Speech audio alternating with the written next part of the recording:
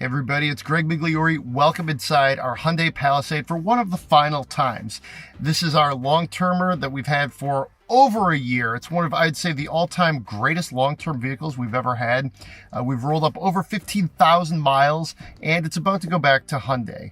I've enjoyed it immensely for the last 6 weeks or so. It's essentially been my daily driver, and I've been able to use it in the manner that I think many people would use a Palisade should they choose to purchase one. It's great for around town driving. It's comfortable.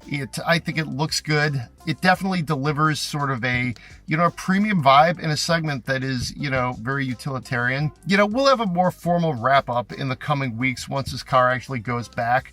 But while it was still here, I really wanted to try to bring it all together, some of my thoughts in the vehicle. A couple observations here. You're going to get 19 miles per gallon in the city, 23 on the highway. I would say I struggled to even get that in real world driving. That's not something that's surprising. Usually vehicles don't quite hit their EPA ratings. But if you're going to buy this car, you should know that going in, that it does use some gas, especially in this, this time when gas is so expensive.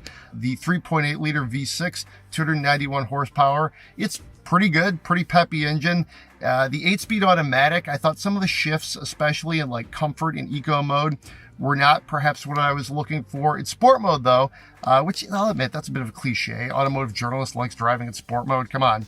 But I do feel like that sort of makes this transmission almost optimized and makes the driving dynamics what I think I would be looking for. Inside, this is a calligraphy trim. I've enjoyed every minute of that.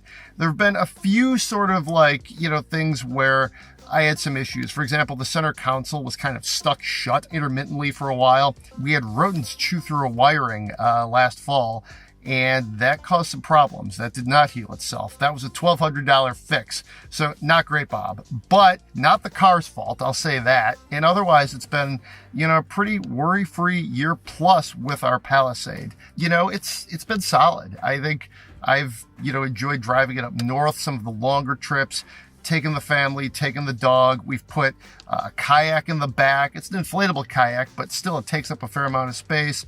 All kinds of coolers, food, beer, you name it. We've put it in the back of this thing. The seats in the second or the third row fold down easily at the touch of a button.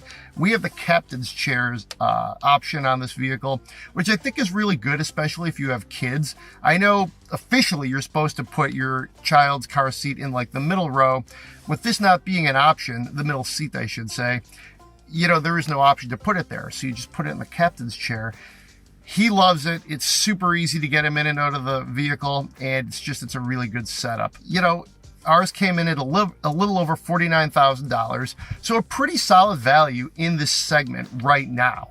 The calligraphy trim is one of the higher trims, and I definitely liked a lot of the bits and finishes in here. There's some sort of kind of wood grain and some almost quilted elements on the door paneling that give it kind of an upscale look. One other, sort of little thing I noticed is there's almost it seems like when people wear jeans, that seems to sort of appear in the seats. Granted, this is kind of like a gray perforated material. That happens nowadays. We saw this a few years back in our long-term Nissan Murano long-termer. But that's why we do these long-term tests, is to try to sort of flesh out, what it's like to live with the vehicle, to own it, and to really, see what it's like. And I would say overall, this has been one of our better long-term tests in my, career at Autoblog. We've given the Palisade an 8 on our scale of 10 as far as the Autoblog rating. That's an editor's pick. Testing this specific one, I think, has only reinforced that. The Palisade, along with the Telluride, are among the better vehicles, better values you can get in this segment. And overall, it's been an excellent long-term test. A few pitfalls, but like I said, the Palisade is definitely a strong entry in a hyper-competitive segment.